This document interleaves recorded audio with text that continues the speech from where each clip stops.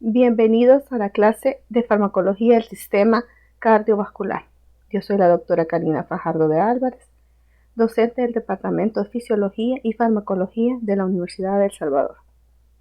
Este día hablaremos acerca de los fármacos con efecto inotrópico positivo. Fármacos con efecto inotrópico positivo. Inotrópicos. Viene de inos, fuerza muscular, y tropos, dirigir. Positivos. Son aquellos que aumentan la fuerza de contracción del músculo. Aquí podemos ver una imagen de un corazón normal y en el otro ya vemos un corazón agrandado debido a una cardiopatía. La cardiopatía más comúnmente relacionada para la utilización de este tipo de fármacos es la insuficiencia cardíaca. ¿En qué consiste? Es un síndrome de evolución progresiva, aguda o crónica, que reduce la función cardíaca e impide satisfacer las necesidades de perfusión sanguínea del organismo. Alteraciones miocárdicas estructurales o funcionales que producen una disfunción contráctil del miocardio, que va a estar caracterizada por una menor concentración o vaciado del ventrículo izquierdo, algo que conocemos como insuficiencia cardíaca sistólica, o de la relajación cardíaca, que es la insuficiencia cardíaca diastólica. Aquí podemos observar un corazón sano y aquí un corazón con insuficiencia cardíaca, en donde ya comenzamos a ver un cambio estructural que se refleja en un agrandamiento del corazón, que es una cardiomegalia. ¿Cuáles son los objetivos del tratamiento que se pretende con este tipo de fármacos? Disminuir los síntomas y aumentar la capacidad funcional del paciente. Inhibir los mecanismos compensadores neurohormonales, lo que conlleva a un aumento del tono simpático y del sistema renina-angiotensina-aldosterona, que se pone en marcha en respuesta a la disminución del volumen minuto cardíaco. Corregir las alteraciones hemodinámicas asociadas, reducir la morbilidad y prevenir o retrasar el deterioro de la función cardíaca para mejorar la vida del paciente y finalmente, lo más importante, prolongar la supervivencia del paciente. ¿Cuáles son los fármacos que se pueden utilizar? 1. Fármacos que aumentan la contractilidad cardíaca, del grupo de los inotrópicos positivos. 2. Fármacos que mejoran el rendimiento hemodinámico, reduciendo a la presión y el volumen telediastólico del ventrículo izquierdo o precarga, que son en este caso los diuréticos y vasodilatadores venosos pertenecientes al grupo de los nitratos.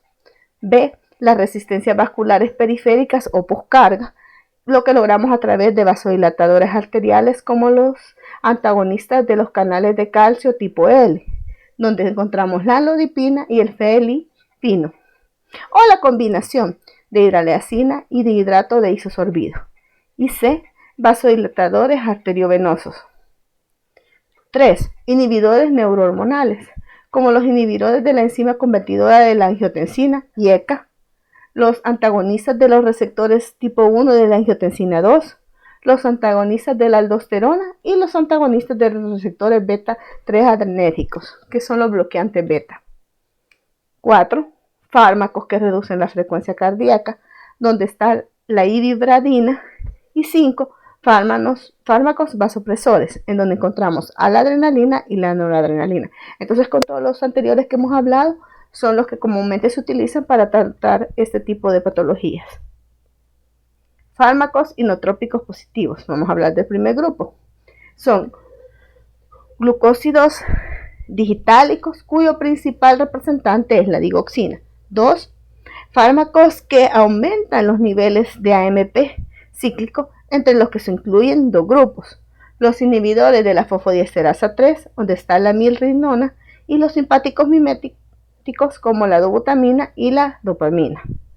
Y el tercer grupo son los fármacos que aumentan la sensibilidad de las proteínas contráctiles al calcio, el levosimendan. A lo largo de la clase hablaremos de estos. Aquí en esta imagen que hemos proyectado, vemos cómo el ligando se une a la adenilatociclasa, generando un cambio de ATP a AMP cíclico, y a este AMP cíclico, al trabajar como un segundo mensajero intracelular, tiene la opción, o trabaja más bien, inactivando o activando a la proteína quinasa A, que a partir de ahorita la reconoceremos como pKa. Si genera una reacción, al activarla va a generar una respuesta celular. Este es el mecanismo de acoplamiento, y en el mecanismo de acoplamiento, que tiene que ver con la excitación y contracción, se define como el proceso mediante el cual se coordina la despolarización del miocito cardíaco con su contracción. Aquí podemos ver cómo los diferentes fármacos que hemos hablado anteriormente intervienen a nivel de la unión con sus receptores de membrana, produciendo cambios, como lo hacen la digoxina a través de la ATPasa dependiente de sodio y potasio, también como lo hacen la amilridona, lo hace también los agonistas beta 2, donde está la dobutamina y la dopamina, que trabajan con el AMP cíclico. Como todos estos al final lo que terminan de hacer es activar al calcio. Y finalmente el otro grupo, que es el levosimendan, también a través de diferentes acciones también activa el calcio, y finalmente lo que va a terminar generando es el efecto en el cual las proteínas contráctiles comienzan a trabajar a través de la unión de la actina con la miosina. Hablemos de los glucósidos cardíacos digitálicos. En esta imagen les presento a la planta de la cual se obtiene este grupo y uno de los productos más representativos. Se les conoce como glucósido cardíaco digital o digitálicos, que son esteroides glucosilados. El representante de este grupo es la digoxina, que se extrae de esta plantita que les estaba mostrando aquí, que es la digitalis lanata, sobre todo de sus hojas. Esta va a ejercer un efecto inotrópico positivo y modifica ciertas propiedades electrofisiológicas cardíacas. Indicaciones: la insuficiencia cardíaca congestiva, el control de la frecuencia ventricular en pacientes con flúter, fibrilación auricular o taquicardias paroxísticas supraventriculares. ¿Qué estructura va a tener este? Un núcleo orgánico derivado del ciclopentano perhidrofenoentreno, una lactona no saturada y una o más azúcares. Es la estructura que estamos viendo aquí. Aquí vemos que la base de él es el ciclopentano perhidrofenoentreno, ¿verdad? Y a raíz de esto se deriva la base estructural de la digoxina. ¿Cuál es el mecanismo de acción de la digoxina? La digoxina se une a la subunidad alfa. Aquí en esta imagen lo podemos ver. Si quieren vamos poniendo la atención. Viene la digoxina y se une a la subunidad alfa de la ATPasa dependiente de sodio y potasio del sarcolema e inhibe su actividad. A partir de esta inhibición, ¿qué es lo que sucede? Durante el potencial de acción cardíaco, el sodio normalmente penetra en las células cardíacas durante la fase 0 de rápida despolarización, mientras que en las fases 1 y 3 de repolarización, el potasio sale de las células cardíacas hacia el espacio extracelular. Durante las diástoles, la activación de la ATPasa dependiente de sodio y potasio revierte esos cambios, facilitando, como podemos ver en esta imagen, la salida de 3 potasios y la entrada de 3 sodios, y la entrada de 3 potasios. ¿Qué sucede? Con la inhibición de la ATPasa dependiente de sodio y potasio, que produce la digoxina, conduce a un aumento de la concentración intracelular del sodio, que a su vez activa el intercambiador de sodio-calcio del sarcolema, el cual, actuando de forma inversa, impulsa de la célula el potasio, pero a costa de intercambiar calcio. Entonces ese es el mecanismo que se logra a través de la inhibición de la ATPasa dependiente de sodio y potasio, y es el que utiliza la digoxina para realizar sus funciones terapéuticas.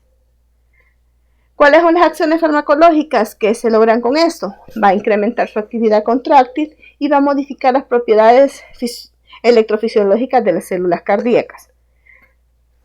¿Cómo se observa esto o cómo se evidencia? A través de 3 efectos: efectos cardíacos, efectos electrofisiológicos y efectos diuréticos.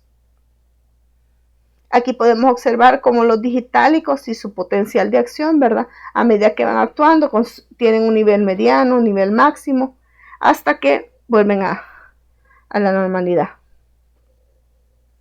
Los efectos cardíacos básicamente son un aumento de la contractibilidad del miocardio y una reducción de la frecuencia cardíaca. En esta imagen se ve las curvas de función ventricular del ventrículo izquierdo en condiciones normales. Lo vemos en la imagen. Y luego ya en presencia de insuficiencia cardíaca y tras la administración de digoxina podemos ir viendo cómo se va revirtiendo esta situación. Efectos electrofisiológicos. 1. Va a prolongar el periodo refractario. ¿Qué es el periodo refractario? Es el intervalo mínimo entre dos potenciales de acción prolongados del nódulo auriculoventricular.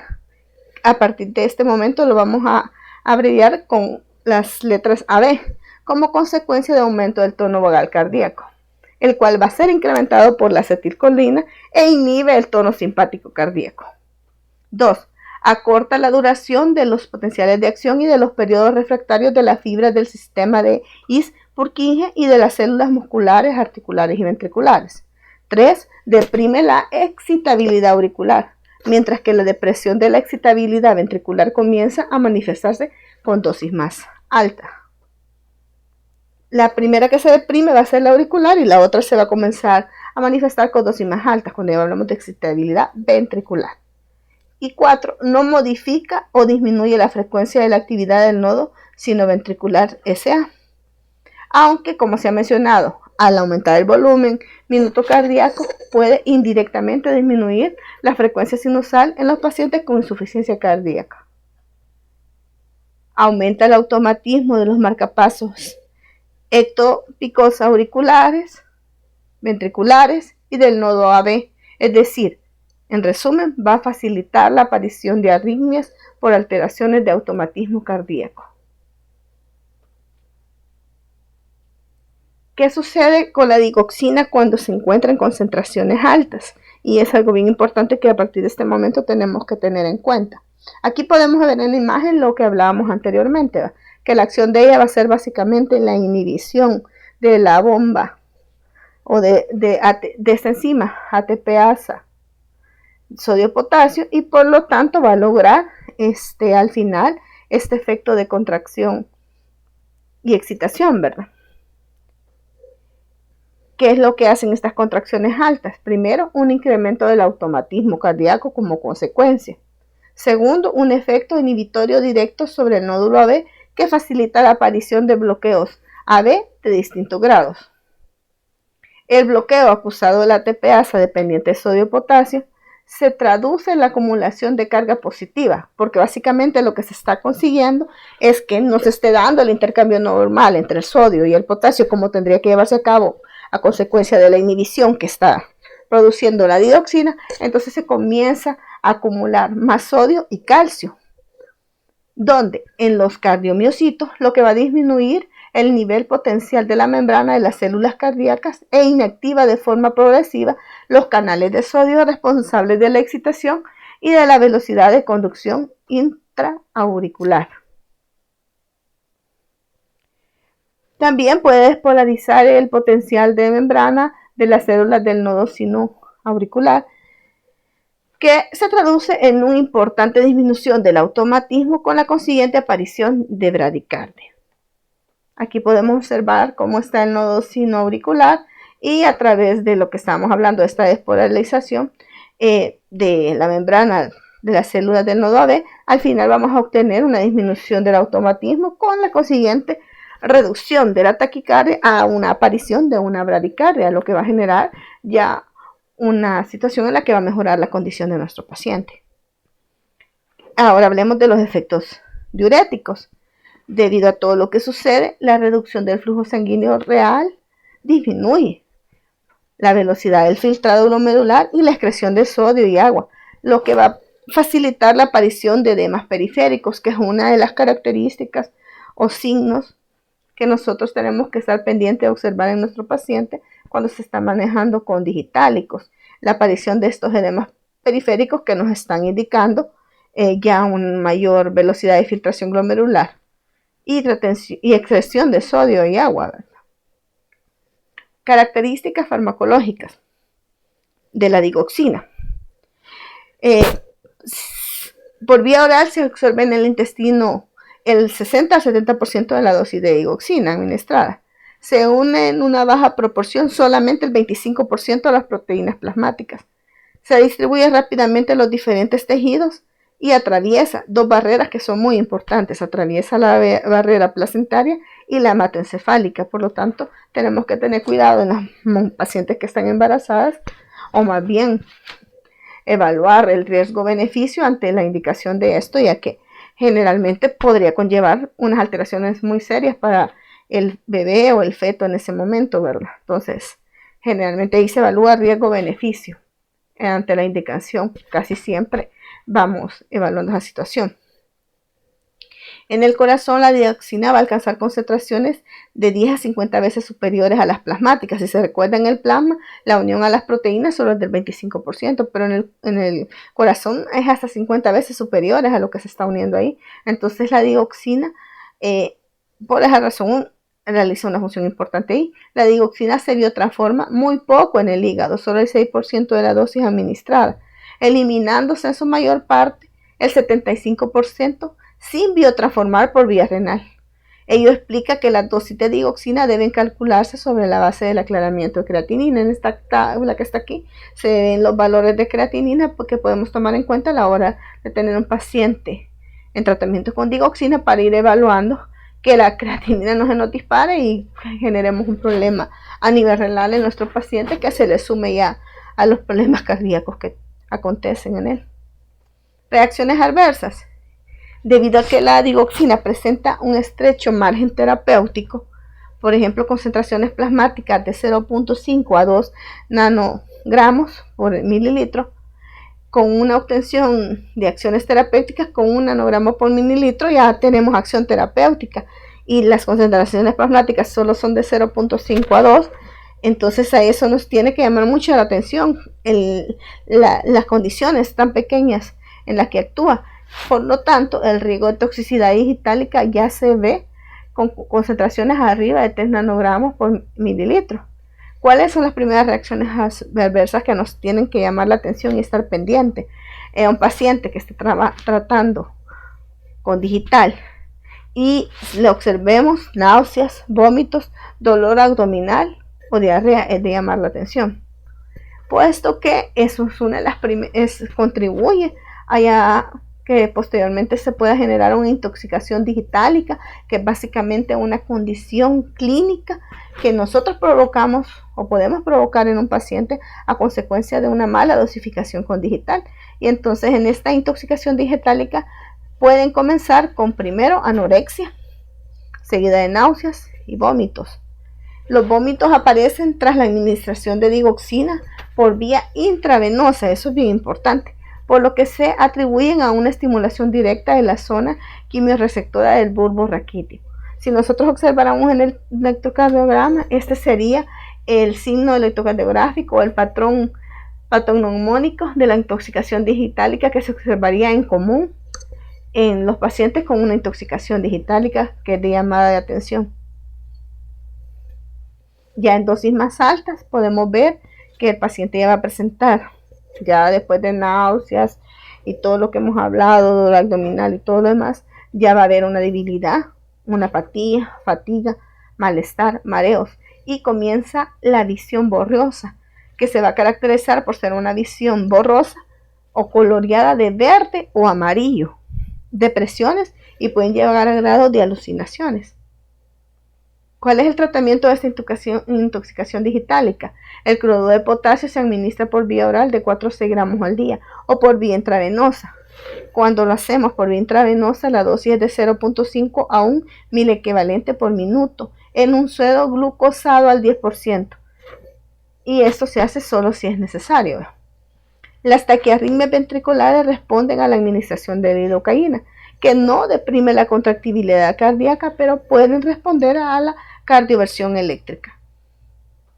El tratamiento de elección de la intoxicación digitálica es la administración de anticuerpos específicos por vía intravenosa durante 30 a 60 minutos, que permiten recuperar de forma rápida el ritmo sinusal. La dosis de anticuerpo va a depender de la concentración plasmática de la digoxina, pero tenemos que ir considerando, por ejemplo, que 40 miligramos de un anticuerpo neutralizan de 0.5 59 miligramos de digoxina, en esa proporción 40 para 0.54 miligramos de digoxina, y calcular en base a eso lo que se le ha indicado a nuestro paciente. Indicaciones terapéuticas de digoxina. El paciente que presenta un ritmo sinusal con insuficiencia cardíaca congestiva, debido a una disminución de la contractibilidad cardíaca.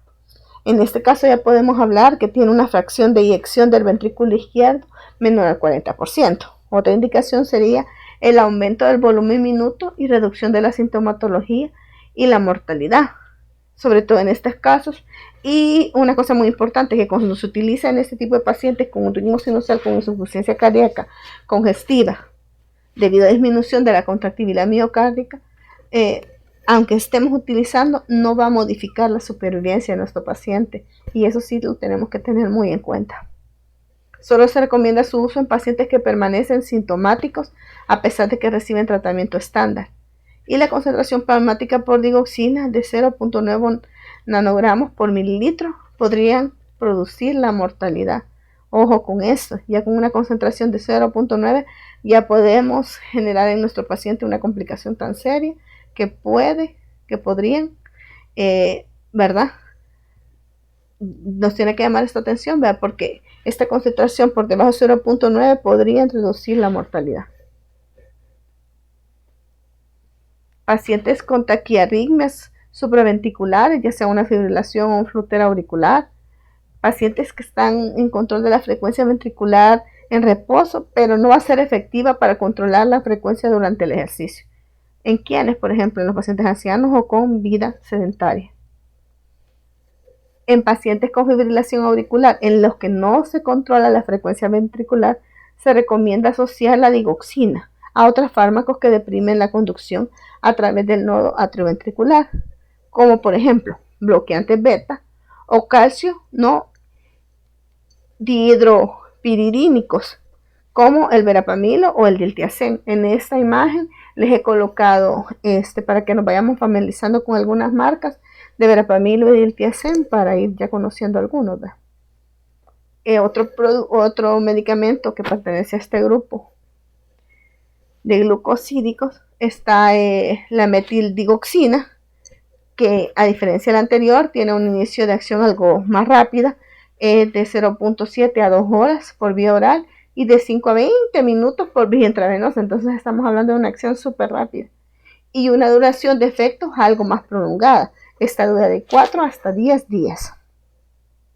La semivida también es más prolongada, desde 48 a 72 horas, y se biotransforma en el hígado mediante desmetilación y nos va a dar lugar a digoxina.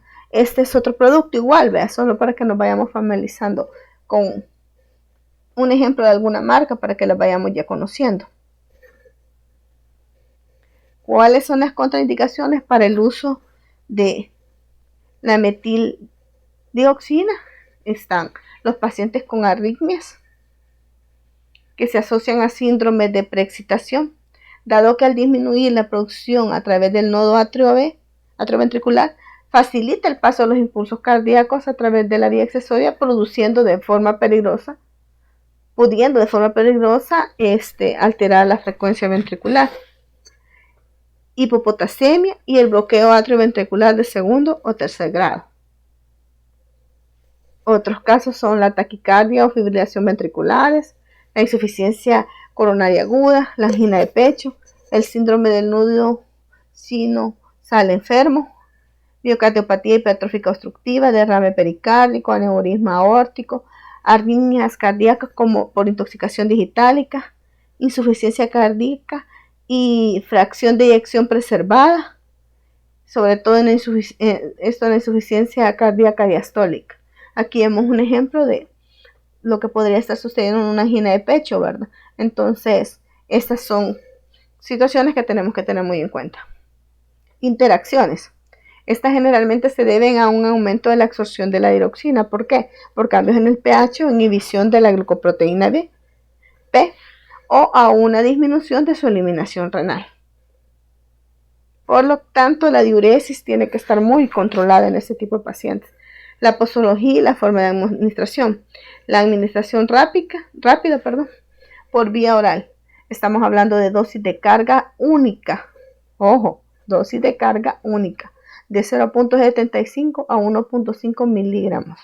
En casos menores o que tengan de menor urgencia y en ancianos, se trata la dosis de carga en tomas fraccionadas cada 6 horas, administrando la mitad de la dosis total en la primera. O sea que se reparte y en la primera dosis se administra la mitad de la dosis total, ¿verdad? Hay que evaluar la respuesta clínica antes de cada administración. La vía intravenosa solo en pacientes que no hayan recibido digoxina en las 2 semanas anteriores. Y la dosis de carga en este caso sería de 0.5 a 1 miligramos dividida en dosis cada 4 a 8 horas. Mitad de la dosis total al administrarse la primera. Y cada dosis se administra en infusión intravenosa en 10 a 20 minutos. Administración lenta, ¿cómo se hace? Se hace por vía oral y la dosis aquí va a ser de 0.25 a 0.25 miligramos al día durante una semana, seguida de una dosis de mantenimiento adecuada a la respuesta clínica. Y ya con la dosis de mantenimiento, que va a ser de 125 a 0.75 miligramos al día. De igual forma, en esta imagen hay otras marcas para que vayamos conociendo algunas marcas comerciales de digoxina, que viene en presentación de 0.25 miligramos. De ahí que vayamos a tener que ir fraccionando a este tipo de dosis de mantenimiento, que puede ir desde 0.125 o a 0.75. O sea, básicamente ir viendo aquí cómo fraccionamos. Fármacos que aumentan los niveles del AMP cíclico. Recordemos la función, como habíamos hablado en la imagen anterior, de este como segundo mensajero intracelular, que al final lo que va a hacer es trabajar a nivel del calcio y generar el efecto de la contracción o excitación a nivel de la actina y la miosina. Entonces, ¿quiénes son estos fármacos? Los inhibidores de la fosfodiesterasa 2, como por ejemplo la milrinona. La milrinona es una bipiridina que inhibe la isoforma 3 de la fosfodiesterasa. Es una enzima que en condiciones normales degrada e inactiva el adenosil monofosfato 3,5' cíclico mediante una conversión de este a 5' AMP. O sea, le hace esta conversión. La inhibición de esta fosfodiesterasa 3 aumenta la forma pronunciada de los niveles intracardíacos de AMP cíclico, tanto en condiciones basales como tras la estimulación de receptores beta-adrenérgicos. ¿Cuáles son los efectos hemodinámicos de esta situación? A corto plazo hay un aumento de la contractibilidad, volumen cardíaco y el volumen minuto cardíacos. Desplazamiento de la curva de función ventricular hacia arriba y hacia la izquierda, y al mismo tiempo reducción de las presiones intracardíacas e intrapulmonares. Reduce las resistencias vasculares periféricas postcardia, lo que facilita el vaciamiento de la sangre contenida en los ventrículos y contribuye indirectamente a incrementar el volumen minuto cardíaco. Debido a estos efectos, la milrinona reduce la congestión pulmonar. Características farmacodinámicas, siempre de la milrinona. Administración en infusión intravenosa. La unión a proteínas de plasmática, si se recuerdan el grupo anterior donde estaba la digoxina, sobre el 25%. Aquí estamos hablando de un 70%. Volumen de distribución de 0.38 en 1 litro por kilogramo y una semivida de 2 a 3 horas. El 83% de la dosis administrada se va a eliminar por vía renal sin biotransformar, tanto por filtración glomerular como por excreción tubular, y el resto en forma de sus metabolitos. Aquí está la estructura química de la milrinona para que lo vayamos conociendo. Interacciones, contraindicaciones, interacciones y posología. Indicaciones a corto plazo. Estas son situaciones en las que se indica de esta forma. Está en la insuficiencia cardíaca aguda con disminución de la perfusión tisular que no responde al tratamiento de mantenimiento convencional, o sea, cuando ya se utilizó dobutamina, digoxina, diuréticos, vasodilatadores o IECA. Insuficiencia cardíaca crónica descompensada y aquí en aquellos pacientes que están en una espera de un trasplante cardíaco. Aquí está otra marca comercial para que la vayan familiarizándose con ella. Este grupo de fármacos tiene un efecto inotrópico en pacientes tratados con beta bloqueantes. La mirrinona se administra lentamente por vía intravenosa y tiene dosis de carga, que es de 25 a 75 microgramos por kilogramo de 10 a 20 minutos, seguida de una infusión continua de 0.37 a 0.35 microgramos por kilogramo minuto, ajustando la dosis de perfusión en función de la respuesta hemodinámica de la función renal, sin superar la dosis máxima de 1.13 miligramos por kilogramo al día. Básicamente andamos entre 0.37 a 0.35, no tenemos que pasarnos de 1.13. La duración del tratamiento debe ser inferior a 5 días. Esto es importante tomar en cuenta, que con la mirrinona tenemos que el tratamiento de menos de 5 días. Este es otro grupo, que son los fármacos simpático-miméticos. De este ya hemos hablado en otras clases. Solo recordarles que estos receptores se encuentran acoplados a proteína G y su activación implica la estimulación de adenilciclasa, que convierte el adenosintrifosfato en AMP cíclico, el cual, como se ha mencionado, induce la activación de la proteincinasa y promueve la fosforilación de diversas proteínas implicadas en la contracción y la relajación cardíacas. En último término, esto da lugar a un aumento de la contractividad, que es un efecto inotrópico positivo, y una aceleración de la relajación cardíaca, que es un efecto lucitrópico positivo. Entonces, básicamente, volvemos a este mecanismo en el que conseguimos, a través de siempre el AMP cíclico, la contracción y la relajación.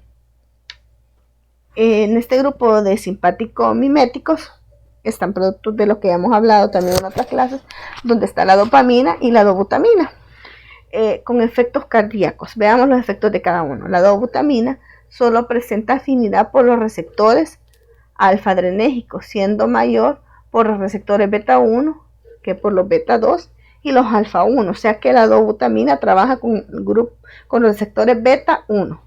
Y la dopamina presenta mayor afinidad por los receptores dopaminérgicos 2 y 3 que por los adrenérgicos beta 1, beta 2 y alfa 1. ¿Por qué es importante esto? Porque este perfil farmacológico es responsable de las diferentes diferencias entre ambos fármacos. Aquí la estructura de la dopamina. Dosis de dobutamina. Tiene varios tipos de dosis. Hablemos de la dosis terapéutica. ¿Qué es lo que genera? El efecto inotrópico positivo. Disminución refleja del tono simpático y por tanto de las resistencias vasculares periféricas. Hay una dosis dependiente que ¿qué es lo que hace? La frecuencia cardíaca aumenta en menor medida que con la dobutamina, y los pacientes con fibrilación auricular, la frecuencia cardíaca puede aumentar hasta valores indeseables debido a la facilitación de la conducción AB. Dosis de dopamina. Dosis bajas, que estamos hablando de 0.5 a 2 microgramos por kilogramo minuto, debido a dos cosas. Si es debido a la estimulación de receptores de dopaminérgicos 1 periféricos, o si es debido a la estimulación de receptores dopaminérgicos 2 periféricos. Si es debido a los de 1 periféricos, ¿qué es lo que va a producir? Una vasodilatación renal, lo que aumenta el flujo sanguíneo renal, la velocidad de filtración glomerular y, en último término, la diuresis en pacientes con hipoperfusión renal o insuficiencia renal.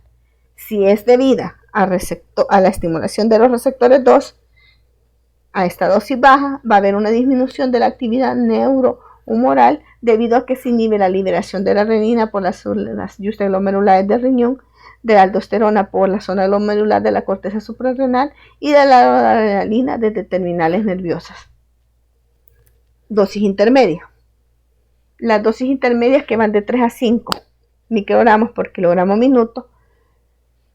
Aquí también depende de quién es la estimulación. Si es por la estimulación de receptores beta-adrenérgicos, va a provocar ciertas situaciones, y si lo hace por receptores beta 2, dopaminérgicos 1 y dopaminérgicos 2, es diferente. Veamos qué es lo que pasa con las dosis intermedias por estimulación de los receptores beta 1 adrenérgicos, que provoca un efecto inotrópico positivo y aumento de la frecuencia cardíaca. Pero si es el caso de estimulación de los receptores beta 2, dopaminérgicos 1 y dopaminérgicos 2, disminuye las resistencias vasculares periféricas. Y ya en dosis alta, que es arriba de 5 microgramos por kilogramo minuto, este ya va a ser debido a la estimulación de los receptores alfa-adrenérgicos, y lo que va a generar es un aumento de las resistencias vasculares periféricas y la presión arterial debido a la estimulación de receptores. Reacciones adversas de la dobutamina. Veamos cuáles son las reacciones adversas. Las hay frecuentes, en raras ocasiones y menos frecuentes. Veamos las frecuentes. Son palpitaciones, taquiarritmias, que pueden desencadenar en dolor torácico en pacientes con enfermedad arterial crónica, hipertensión arterial y aumento de la frecuencia ventricular en pacientes con fibrilación auricular.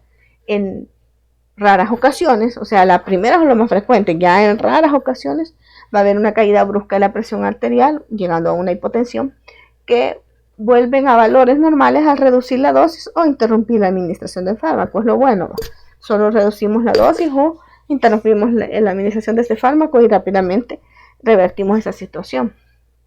Y hay reacciones adversas menos frecuentes en varias áreas, por ejemplo, gastrointestinales, náuseas y vómitos, musculares, hay calambres y temblor, metabólicos, hipopotasemia, respiratorias que pueden llegar inclusive a una disnea, y dermatológicas, pueden haber erupciones exantémicas y cefaleas. ¿En qué caso está indicada la dopamina o dobutamina? La administración de dopamina o dobutamina se realiza en medio hospitalario y con monitorización hemodinámica y electrocardiográfica del paciente, puesto que los inotrópicos pueden causar una hipotensión arterial, arritmias y isquemia miocárdica. Entonces la dobutamina es de indicación hospitalaria. Eso es importante, porque los otros de tomarlo en cuenta, porque algunos sí, el paciente sí lo puede manejar en su casa el medicamento, pero este no, este es hospitalario, para evitar estos efectos inotrópicos. Reacciones adversas de la dopamina son muy similares a la dobutamina, aunque más frecuentes, y pueden producir vasoconstricción, que puede incluso originar necrosis cutáneas por vasoconstricción excesiva en pacientes con insuficiencia vascular periférica. Ambos fármacos pueden acelerar la progresión de la insuficiencia cardíaca y aumentar la mortalidad. No se recomienda el uso de dopamina o dobutamina salvo que el paciente esté hipotenso, hipofundido y en shock. Recordemos lo que anterior habíamos hablado. Estamos hablando que estamos manejando pacientes en unidades de cuidados intensivos, y entonces ahí tenemos que estar pendientes de todas estas situaciones para no generar un problema. Entonces no se va a recomendar salvo esas situaciones. Si lo vemos en esta condición de diacrítica, se aplica bajo monitoreo estricto. Indicaciones de la dobutamina en pacientes con insuficiencia cardíaca, en estados de hipoperfusión periférica aguda secundarias a estas condiciones, en la reducción del volumen ilíaco secundario a ventilación mecánica en presión positiva al final de la respiración, y como sustituto del ejercicio físico de la prueba de esfuerzo en el diagnóstico de la cardiopatía isquémica. De primera indicación, que es la en pacientes con insuficiencia cardíaca, podemos hablar que se puede ver a un postinfarto del miocardio tras una cirugía cardíaca, un shock cardiogénico, traumatismos, sepsis e hipovolemia, por signos de importante hipoperfusión en órganos, por ejemplo una hipotensión, una presión arterial sistólica abajo de 85 miligramos por mililitro, disminución de la función renal, con o sin congestión o edema de los pulmones persistentes a los diuréticos y vasodilatadores administrados en dosis óptimas para aumentar el rendimiento cardíaco y la presión arterial y mejorar la perfusión periférica. El 2, en estado de hipoperfusión periférica aguda secundario a un paciente que ha sufrido un traumatismo, una cirugía o una sepsis. Y en este caso también en una hipovolemia, cuando la presión arterial media es arriba de 70 milímetros de mercurio y la presión cardiopulmonar arriba de 18 milímetros de mercurio, con respuesta inadecuada a la represión de volumen. La otra, como ya lo habíamos mencionado, por una reducción del volumen minuto y como sustituto del ejercicio en una prueba de esfuerzo, cuando se hace el diagnóstico de cardiopatía isquémica. Indicaciones de dopamina. Se indican dosis bajas, medias y altas. En dosis bajas, ¿para qué? Para mejorar el flujo sanguíneo renal y la diuresis en la insuficiencia cardíaca descompensada con hipotensión y oliguria o anuria. En dosis intermedias, con pacientes con insuficiencia cardíaca aguda e hipotensión. Y en dosis altas, en pacientes con hipotensión o estados de shock independientemente de citología. Y aquí estamos hablando de presiones arteriales sistólicas abajo de 70 milímetros de mercurio. Entonces tenemos que tener en cuenta eso también, que con la dopamina y con casi todos estos medicamentos, si ustedes se fijan, hay dosis bajas, intermedias y altas que son adecuadas para las diferentes sintomatologías o condiciones clínicas que el paciente esté presentando. Se inicia a un ritmo de infusión de 2 a 3 microgramos por kilogramo minuto, sin dosis de carga inicial. Esto es importante, aquí no hay dosis de carga inicial, sino que comenzamos con esta infusión.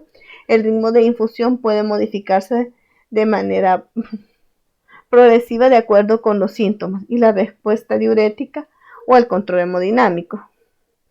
En pacientes tratados con bloqueantes beta 3 puede ser necesario utilizar dosis de dopamina o de vitamina mucho mayores a las recomendadas. Inclusive podemos hablar de 15 a 20 microgramos por kilogramo minuto de butamina. Todo esto para restaurar su efecto inotrópico. Contraindicaciones y precauciones, y es a lo que más tenemos que tenerle atención. ¿En quién está contraindicado? En pacientes con taquiarritmias y estenosis subaórtica hipertrófica, miocardiopatía hipertrófica obstructiva o estenosis aórtica grave, hipotensión o feocromocitoma. En pacientes con fibrilación auricular puede aumentar la frecuencia ventricular, y en pacientes con insuficiencia renal, hipertensión arterial, vasculopatías periféricas o diabetes. Y tener precaución que no se debe mezclar la dobutamina con soluciones que contengan bicarbonato, heparina, cefamandul, cefalotina, penicilina, aciclovir, aminofilina, sales de calcio, diazepam, digoxina, insulina, sales de potasio o magnesio, estreptomicina o verapamilo. Y no se debe mezclar la dopamina con atropina, corticotiroides o digoxina. Otro grupo del que vamos a hablar ahorita es de los moduladores de la sensibilidad cardíaca al calcio, el levodopa-cimendan. Este levodopa-cimendan es un derivado de la piridoxinona dinitrilo que conduce a un efecto sensibilizador en el TNC por el calcio, de forma que incrementa el número y la velocidad de formación de enlaces cruzados de la actina-minosina y aumenta la fuerza contáctil desarrollada con cualquier concentración de calcio. ¿Cómo trabaja este medicamento? Se trabaja a través de la administración intravenosa. La unión a proteínas plasmáticas aquí sí es bien importante, es muy elevada. Si recordamos los anteriores, la digoxina era el 25, el siguiente grupo estábamos hablando de una concentración un poquito más amplia, 75 casi, y aquí estamos hablando que el 98% se une a las proteínas plasmáticas.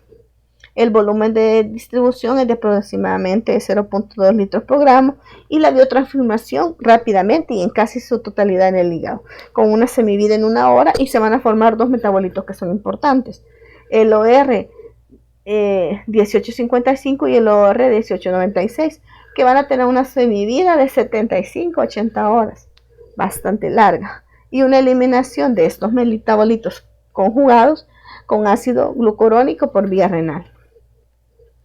¿Qué reacciones adversas nos puede dar este medicamento? Dolor en el punto de la inyección, cefaleas, mareos, náuseas, vómitos, hipotensión arterial, extrasístoles, palpitaciones, disminución de los niveles de hemoglobina, hipopotasemias y arritmias, que pueden ser fibrilación auricular y taquicardia ventricular. Aquí están los ejemplos para que ustedes vean básicamente cómo en un electrocardiograma los podemos observar, y una isquemia cardíaca. Indicaciones. ¿Para quién están indicados? Básicamente para los pacientes hospitalizados con insuficiencia cardíaca sistólica aguda o crónica descompensados, es muy importante tener en cuenta.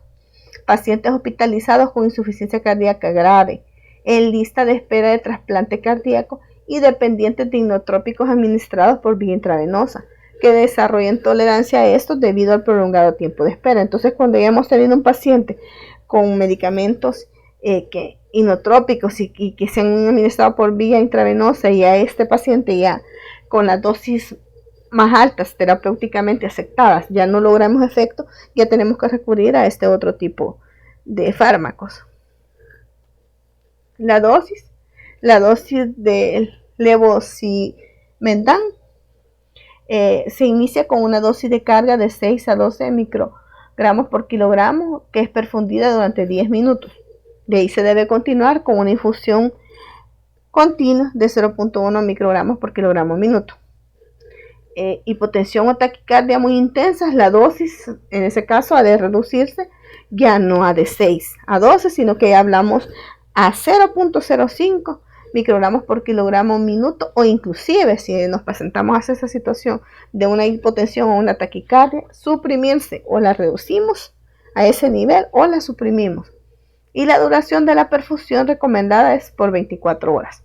Al contrario de lo que ocurre con la dobutamina y la dopamina, no se observa la aparición de tolerancia. Esto es importante porque básicamente esta es la indicación principal. Cuando ya se ha adquirido por el tipo de pacientes ya una tolerancia a los otros dos, se comienza a utilizar ya el levosimendan. Igual a los anteriores, ve aquí una imagen para que vayamos conociendo algunos productos farmacéuticos que los contienen. Ahora vamos a hablar del último grupo, que no es realmente un grupo, sino que son fármacos inotrómbicos en desarrollo que todavía están en fases de investigación, pero solo para que los tengamos en cuenta. Uno de ellos son los donadores de nitroxilo, el nitroxiloazanona, que es la forma reducida del óxido nítrico, que se ha observado que ejerce diversos efectos que podrían resultar beneficiosos en la insuficiencia cardíaca. El obicantic mecarbilo, que es un activador de la miocina cardíaca que actúa uniéndose específicamente a su dominio catalítico. En consecuencia, acelera la formación de enlaces cruzados entre la actina y la miocina y aumenta la contractibilidad. Pero tiene efectos adversos como cefaleas, mareos y palpitaciones, y puede dar lugar a la aparición de síntomas de isquemia cardíaca debido a una prolongación excesiva del tiempo de eyección sistólica. La apelina es el ligando endógeno del receptor de la apelina, y este receptor está acoplado a la proteína G y está presente en células endoteliales, musculares y lisas y cardíacas. Entonces va a estar presente en células endoteliales, musculares, lisas y cardíacas.